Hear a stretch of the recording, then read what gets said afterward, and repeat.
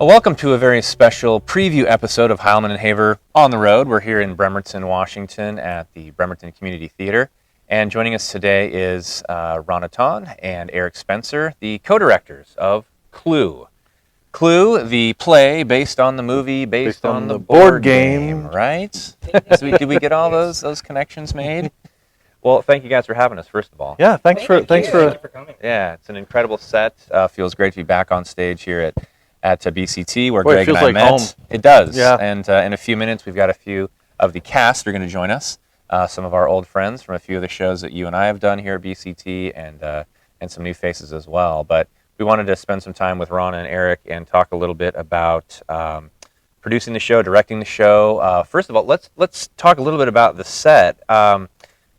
In the film, it was all a set except for a single ballroom, which was filmed at the Max Bush Mansion in Pasadena. Unfortunately, burned down in '05. Incredible set, almost a character in and of itself in the movie. And I stole this off your Facebook page. You were bragging a little bit, Rana. The set includes 5 doors you can see behind us, flying 4 walls in for additional rooms, a theatrical drop, a scrim, 1 full black curtain. Did I get all that right? That is correct. And what's the story with is there a story behind the doors? Other than when I read the script for the first time, and it says there are 7 doors, I dropped it on the ground. I said, "You got to find someone else to do I this." got in trouble for that. 7 doors is a lot, and we have a big stage, and we've done so many shows here that even though you know that your big stage suddenly becomes small once you start putting the setup and you put the people on. This stage got super small, super fast, and it's not that we have a cast of 25 or 30 people in a musical, but there are so many different rooms. And I did some research and looked online to see what other people did, and I talked to Eric and I said, do you want it to look as realistic as possible, or do you want me to just put some big squares on the stage, and there are different rooms, and everybody walks into the squares and make it look like a board game? And the answer was realistic. Yeah, thanks. So I tried my best to get each room to have a little bit of a feeling in it, but also you can't get too overdone with set decoration or anything because stuff has to move quickly. Yeah. So our hardest scene is in the study where everybody gathers, and so there has to be a place for people to sit. There are additional people that show up later in the show that need a place to sit, and it's a super small room. Yeah, it's literally just downstage right here. Yeah. We have to fit that entire scene into. And then we have to leave it in place because something rapidly happens upstage left, and then you come back here. So that was the other thing, is going from each area in the auditorium to say, okay, what are our sight lines like? Can you see all the actors right now? Because sitting at home at my desk and thinking about it and then coming out here, we had to actually make quite a few modifications. Well, the interesting thing is, even before we started building, we just set some of these flats on the back wall and realized there's already too many doors. We had to take, I think, 1. Yeah, we couldn't have 7 doors. We have 1 in a flat that flies down, but yeah, we had to eliminate one of the doors because there just wasn't room for it. So that required, that really put a wrench in everything. So, and then some of our doors are off stage. Somebody will go off and you'll hear them knocking and trying a door off stage because that's where that door is located. So it really was a fluid process trying to figure out once we got on stage, and the cast was very patient because we kept having to change things as we went along. And the set design really had to be solidified before the blocking. Of course, yeah. So the set in this show really is. I told the actors, I said, you guys are great, wonderful. That's the fun, easy part, is coming out and playing these characters. But to make sure that we had a set that was functional and let the audience pull them into that room for that moment of time, it was a challenge. Well, and as you said, it is a character within the show. And talking about blocking after building the set, is the blocking involves a lot of clumps. Right, Clumping. right. A lot of clumping. Yeah. Can you just go 1 foot stage right? Okay, Yep, now we yep. see you. Now you're in the light. Right, Oh, right. now you covered it. Yeah. Now that person Yep. has to move. So yeah, there's a lot of that fine tuning. And so thankfully we have everything ready, and so the cast can run the show quite a few times before we open. And so we're feeling very confident. We have such a great production staff working with us. Mark Reed is our stage manager, and Dawn is in the show, but she's assistant stage manager, and the cast, for those who are not in the first act or are in the first act, then Not in the second. not in the second act For some odd reason. for some odd reason. They're working the fly system. They're moving set pieces, and so we have utilized all of our cast members as part of the crew as well. To sort of keep us all as a family from an infection control standpoint, but also because these folks are here, and so we wanted to utilize them to help with all the CG. Yeah, it sounds like all hands on deck. Yeah, the community and times community 10. theater. Yeah. Well, and as Rana was saying, it was nice that the actors have really pulled together very well. And Rana's big on trying to have a set ready as soon as possible so that people can have time to work on the set. So it's not at the last minute that we're trying to throw something new at them, especially something like this with so many years. So being able to work with Rana and have her be able to do something like that, it's an honor and a pleasure anyway. It's like a musical. That's what Donna was saying, that she's like, I've never had this many like drops and things coming up and down the fly system. It is very much like a musical as far as the set goes. So Yeah, it sounds like it's just always in motion and no real just one set to the next set to the next set. It just sounds like things are moving in and out all the time. Very frenetic, like in the film. Yeah, exactly. And I mean, and that includes the dialogue too. And it's all this whole show is like this, and it's you don't want to be able to get stalled down. If that happens, then you kind of lost the audience. And you have to work hard to pull them back in. That's and actually Eric mentioned about the our cast pulling together, because somebody will say, hey, I'm not doing anything at that point. I can take that off, or I can do that. Yep. So we really worked through a couple of some of the bugs that we found. It's choreography, really, That's right? right. Yeah. That actually leads us into our next question is about dialogue. I haven't seen the stage show. I'm a big fan of the movie, obviously. And it was interesting because I was reading last night, Jonathan Lind, who wrote the play and the movie, he set the film in New England in 1954 because he deliberately wanted to recall tones of old Hollywood. And he actually sat his cast down and screened the Cary Grant, Rosalind Russell film, His Girl Friday, was famous for that frenetic movement and the quick pace of the dialogue. How does the dialogue, having not seen it, we're going to be here on the 30th, opens the 29th, October. How does it stack up for the fans of the film? Is it going to seem similar? Is it pretty close to? There is a lot of similarities. You'd have to in ask there. Eric, because I haven't seen it.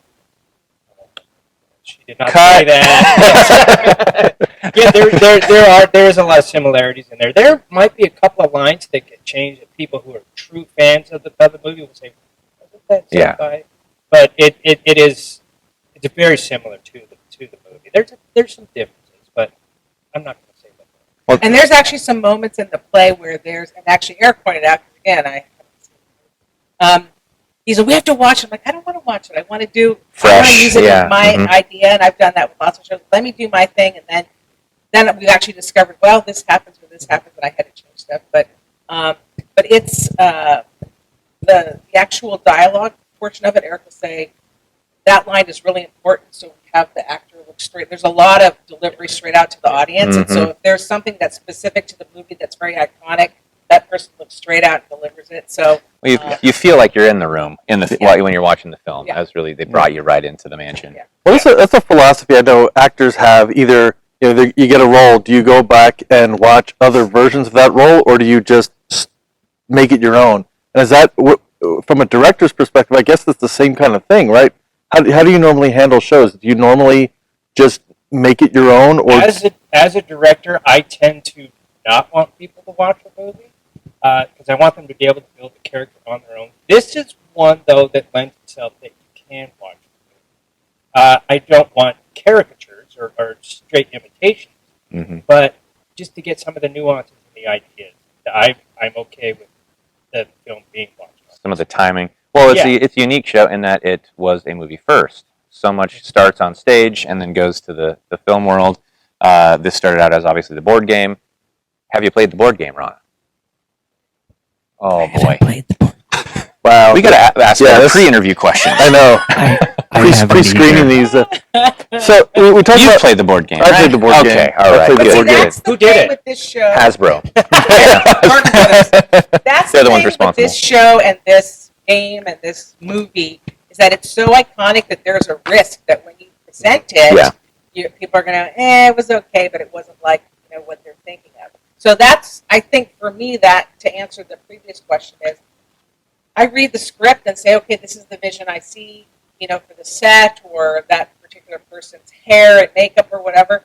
And so we don't want it to be like the movie, but hopefully the characters and the presentation will be similar enough that the familiarity is there, that people who are rabid fans of the movie or the play or anything will still appreciate it. Because I do want each actor to make it their own character, which I think they all have. Well, and it wasn't not a huge success. Barely. I mean, didn't even make its money back at the box office, but has gained a really strong cult following since. And in fact, part of the appeal that they intended for the movie was they shot 3 endings and played a different ending in each different theater and rotated them. Unfortunately, people didn't go and see all 3 endings. I've seen the movie, and that's enough.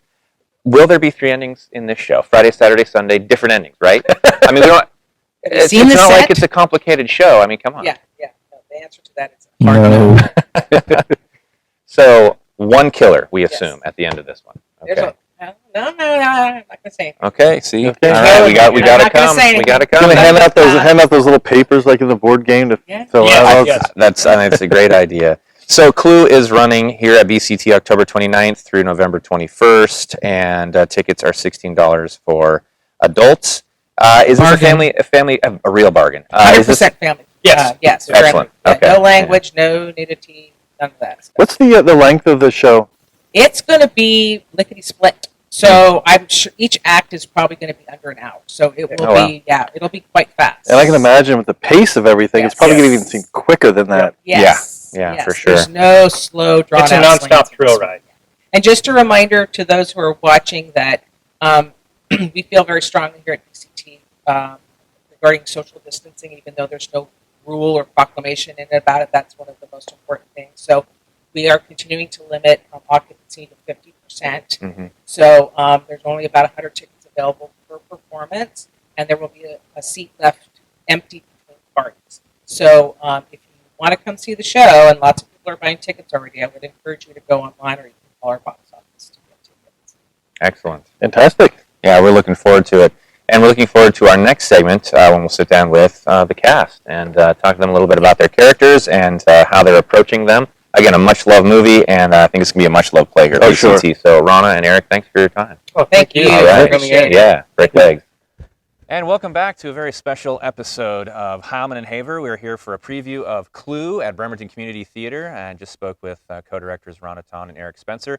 And as you can see, here we are surrounded by a beautiful and talented cast. And 2 cops over my shoulder again. Yeah, I don't know careful. how I feel. Yeah. So wanted to take a few minutes and get to know the cast a little bit. This is a special show. A lot of fans all over the world, and I'm sure locally are thrilled to see Clue here in Bremerton. I know we are going to be here the 30th. The show opens on the 29th, and I want to give you guys a little preview of what to expect. So I think we'll start down here, and if everybody could just tell us your real name and then what character you're going to be playing in the show. I'm Donna Mozingo, and I'm playing the cook. Hi, I'm Ronnie Wolf, and I am playing the singing telegram girl. I'm Ashley Corbley, and I'm playing Yvette. Hi, I'm Kirk Ballard, and I play Mr. Body. Hi, I'm Bridget Fouquet, and I'm playing Miss Scarlet. Hi, I'm Adrienne DeGroat. I am playing Mr. Green. Hi, I'm Christiane Jacobson, and I'm playing Mrs. Peacock. Hello, I'm Jeremiah Campbell, and I'm playing Wadsworth. Hi, I'm Kim Hart, and I'm playing Mrs. White. I'm Terry McCauley, and I'm playing Professor Plum.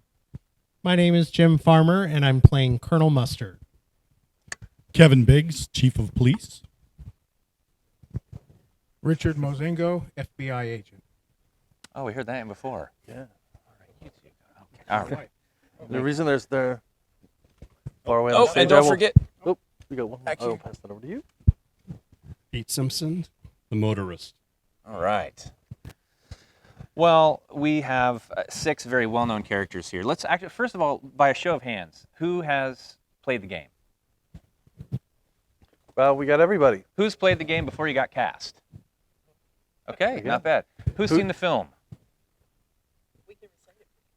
I bet you can. I bet you can. That was one of our questions for Eric and Rana about what the similarities are. And Did you rewatch the film after you got cast, or we were okay? So fans before. Okay, all right. And wanted to talk to the main six here a little bit about your role specifically. We're going to start with Mrs. Peacock, Christiane, who Greg and I both worked with in the past. In the movie, in ending B, Miss Peacock is named as the killer, and her ultimate fate actually had to be altered in post-production because it was a little bit too much for Paramount. They deemed it a little too inappropriate. The question is, we're just going to start off with, did you do it? Great answer. All right. Did you? What drew you to this character? I love to play crazy baddie characters, and this character was Yeah, just absolutely perfect. It's on brand. Totally agree. Totally agree. Let's go. Actually, we'll go to your right there, Christiane. Mrs. White, immortalized really by Madeline Kahn. Totally. Yeah. No pressure may she rest in whatsoever. peace. Yeah. Right after, really, she'd done two amazing films, got the Oscar nomination for Best Supporting Actress for Blazing Saddles, and really made the flames on the side of my face scene, again, kind of an immortal scene, and was all ad-libbed. Jonathan Lynn, he admitted her role was a little two-dimensional until she got was cast, and I loved what Carolyn Framke at Vox.com said. She settled into the role with a detached grace like a cat stretching on a cushion, barely deigning to acknowledge anyone else's presence. Is that how you're going to play the character, you think? I don't know. We're not getting any. We're not getting anything. Is there here. dialogue in this per show at all? Okay. Again, with just one look. I have people you can ask. Okay, I like it. Okay. That's true. Well, you guys want to take a That's true. Well, Professor Plum, I think you're next on our list with your pipe. If someone can hand the gentleman a microphone There there. we go. Terry McCauley. So, what exactly are you a professor of? Psychology. Oh. Okay. Rolled off his tongue real quickly. Yeah, see, there we got an answer. Yeah, exactly, straight answer. It was pretty funny as we were doing our research, something most people don't catch. Plum indicates at dinner that he works for the World Health Organization, part of the United Nations organization, which means he works for... You know who. Bingo. You got some quick people up here. Did you do it? What?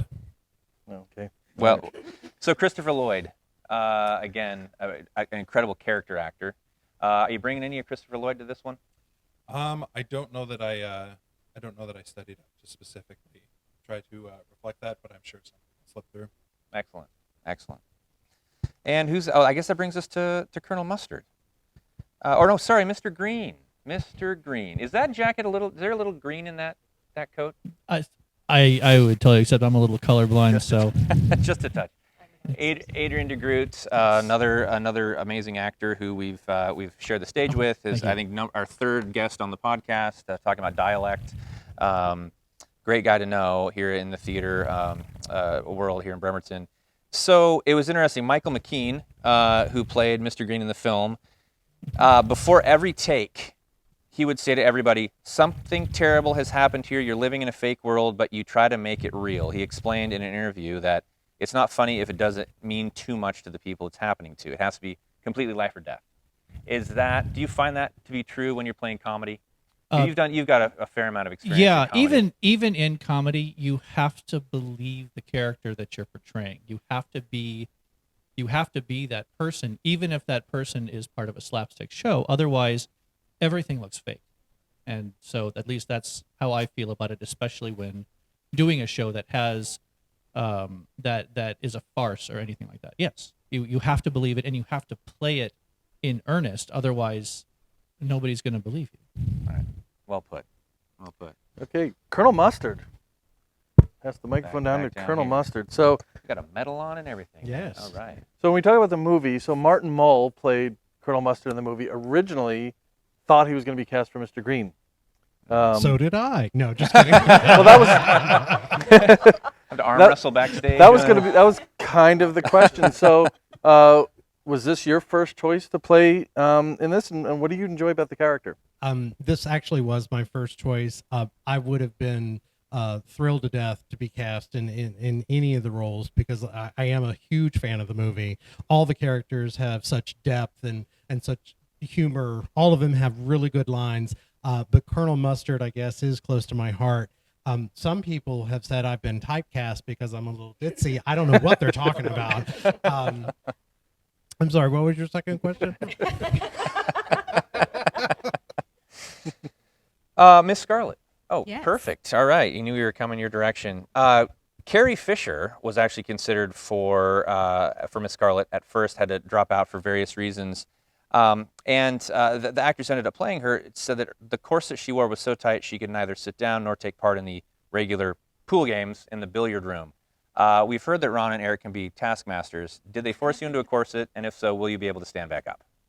I am not in a corset, but this is a very clingy gown, so we'll see what happens. I might not be able to stand up. Yeah, the wardrobe I might be stuck to the is chair. excellent. Is most of this stuff, the wardrobe, from here? Did you guys bring some of your own pieces? And now, Christiane, you've been involved in the wardrobe a bit, right?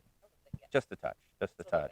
Did you use any of the film influence when selecting any of the, like Miss Scarlett's gown, anything like that? Did you look at period stuff, early 50s?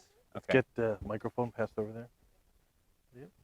I was not involved in that part of it. It was all the brilliance of Rana Tan. Okay. So I That's helped also with the good answer, right? Yeah. Sitting Sitting right there. I helped out with the decorations and making sure everything fit properly. Excellent, excellent. Now, how many of you came out for the role that you ended up getting? Okay. All right. Excellent. Now, where's Wadsworth? Yeah, where's right in the center. Yes. Right in the center. Tim Curry, again, another role that was immortalized by the actor playing it, and really made a name for Tim Curry. He had done Rocky Horror at that point, but launched him kind of really to another level. Rowan Atkinson, Mr. Bean, was originally considered for the role, would have totally changed it. But Jeremiah, you've played another Curry role. I was reading in your bio. You've played Frankenfurter from Rocky Horror. So what's it like for you to now take on a second really immortal Tim Curry role like this one? Fun. They're saving it all for their lines later, right? A lot of verbose people here. That's right. Yeah. It's like they've got something to hide. Something like that. Now, where's Yvette? There she is, right there. The role of Yvette the maid, we understand, was actually much coveted in Hollywood. Jennifer Jason Leigh, Demi Moore, and even Madonna were considered for the role. Colleen Camp showed up to the audition in a rented maid's outfit and won the role. Was that how you also did it? No, I didn't have a maid outfit laying around at home, but. But you do now. Yes, I do now. Awesome. Well, you guys all look great. Again, the show opens on the 29th of October. So what I want to do here is, you guys are all in costume. Let's get in character for a minute, and let's go start at the end there with Ronnie and Donna, and tell us something in character about your backstory that you think the audience needs to know before they come to see the show, or something that they might not know but might surprise them. So, the cook loves to salsa dance. Okay. My parents sent me to see a therapist because I like to steal things. Oh, okay. I have secrets too. This cop has a pet squirrel. My real business, besides running the escort service, is collecting secrets. So I might have come here with an ulterior motive tonight. All right. Our family made its money inventing the cotton candy machine.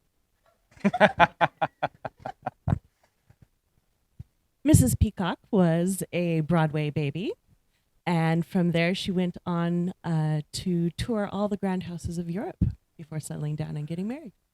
To a senator, correct? Yeah. Now, I know that everybody organizes their ties in their closet, but I'm kind of a rebel, and mine are organized in reverse alphabetical order.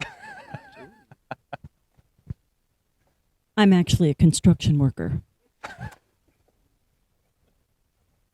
Simply that I enjoy a good game. Oh, I studied abroad.